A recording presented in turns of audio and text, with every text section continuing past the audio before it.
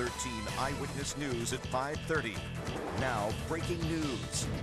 We cannot have people like this on our streets.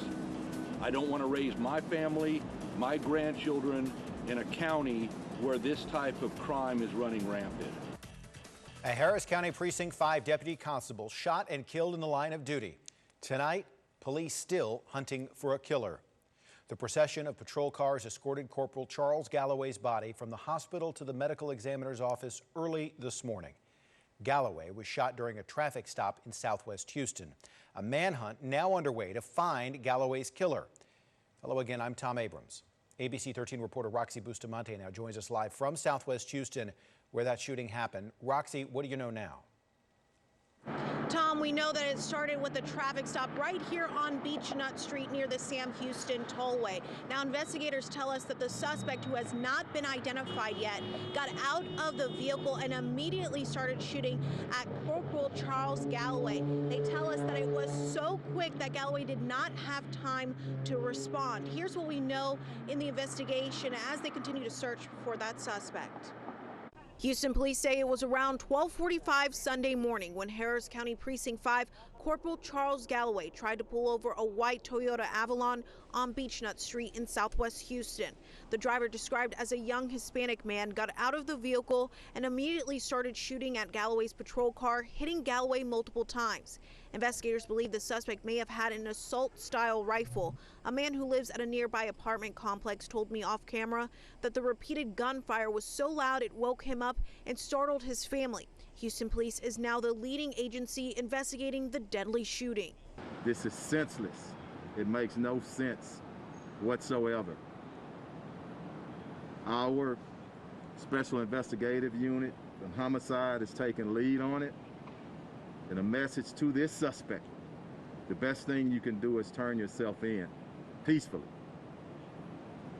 Again, I'm just asking for prayers for the family. He did, and we always ask about weapons. We believe, and witnesses said it was an assault-type weapon. And again, he fired multiple times, striking the deputy. Now, of course, this is an ongoing investigation. As soon as we learn more, we'll bring that to you right here on air and online. Reporting live, Roxy Bustamante, ABC 13 Eyewitness News.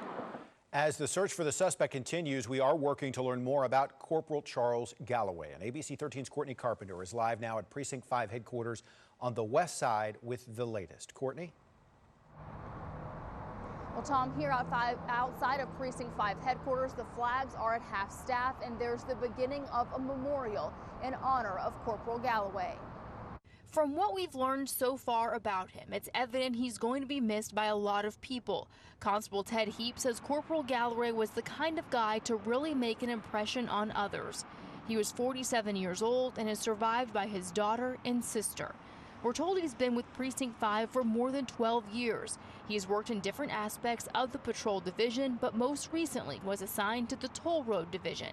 Constable Heap says Corporal Galloway decided to change the night shift so he could become a field training officer, saying he served as a mentor for many officers here at Precinct 5. There's a lot of very broken up officers who he meant a lot in their lives, because he was the one that was sitting in the front seat with them. He was the one that was teaching them what to do and how to get home safely to their families. And here we are this evening with the roles reversed. Constable Heap said that Corporal Galloway really took a lot of pride in that part of his job, training up those young officers. Certainly a huge loss for this law enforcement family and for this community as a whole. Reporting live in West Houston, Courtney Carpenter, ABC 13 Eyewitness News. Courtney, thank you. Well, as we've reported, law enforcement is not immune from the rising violence we've experienced across Houston these past couple of years. Harris County Precinct 4 Deputy Constable Kareem Atkins was killed at a North Houston nightclub in October. Investigators say Atkins and two fellow deputies were off duty working extra jobs in security when they were shot at in an ambush attack. Eddie Miller of Richmond was arrested last month and charged with capital murder and attempted capital murder.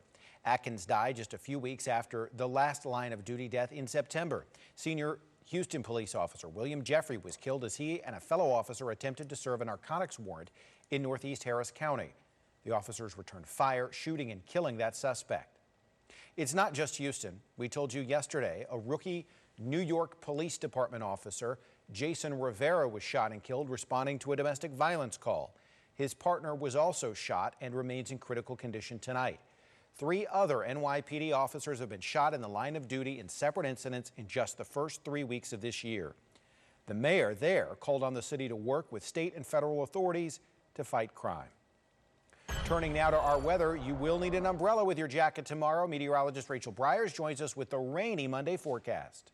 Yeah, definitely going to be a wet one as we head throughout the day tomorrow, thanks to our next storm system that's going to roll on in, bringing widespread shower activity to much of southeast Texas as we head at least throughout the daylight hours on Monday. And then we should start to see that rainfall exit as we head into the later evening hours Monday, as well as going into early Tuesday morning. But with that being said, it could be a little bit of a messy commute. Why? Because we know that if we ever have wet roads, it could cause issues. So I would say go ahead, plan on giving yourself extra time on those roadways. For your morning drive, looking at about a 70% chance of rain, 46 degrees. So yes, it will be cool again tomorrow with all that cloud cover and rainfall. Temperature as you head on home around 5 to 6 p.m. looking at temperature around 50 degrees. But how long will this rainfall last, and will we see any more rain throughout this week? We'll take a closer look coming up. Rachel, thank you. Dr. Anthony Fauci is cautiously optimistic the Omicron surge will peak in a few weeks, but he says not to be overconfident about it. Fauci says things are moving in the right direction. He is confident most states will peak in mid-February. Some in the Northeast and upper Midwest are already seeing declines, and the 7-day average of new cases in Texas also down slightly. But cases are still rising in southern and western states. There may be a bit more pain and suffering with hospitalizations in those areas of the country that have not been fully vaccinated or have not gotten boosters. Meantime, a warehouse in California is working to clear a backlog of millions of at-home COVID tests for a company contracted by the government to supply free tests to Americans.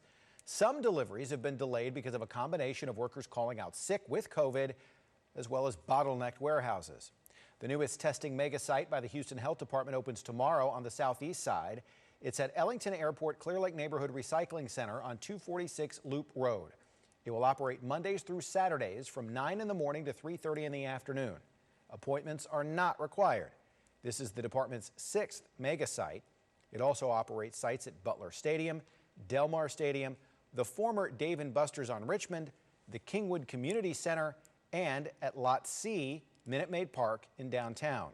There are also dozens of smaller sites across the Houston area. You can find a full listing of testing sites in our area at ABC13.com. Still to come on this Sunday, we have an update on the condition of a police canine that was stabbed during a chase yesterday.